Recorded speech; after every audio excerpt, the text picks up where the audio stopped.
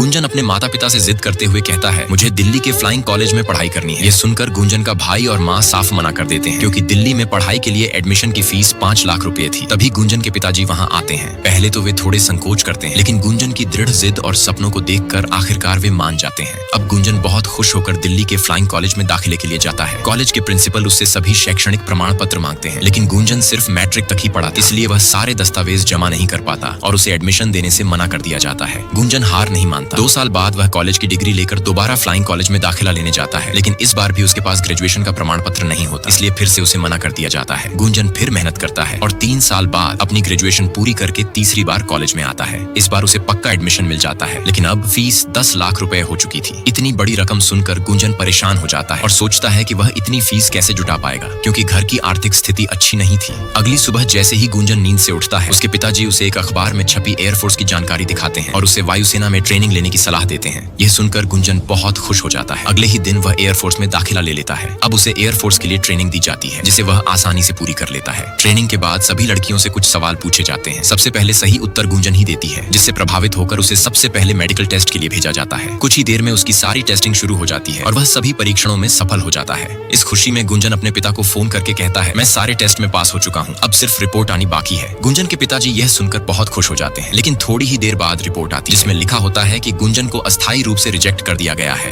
दरअसल उसका वजन तय मानकों से 7 किलो ज्यादा था और उसकी ऊंचाई भी निर्धारित मापदंड से 1 इंच कम थी। नेक्स्ट पार्ट के लिए लाइक और कमेंट करें।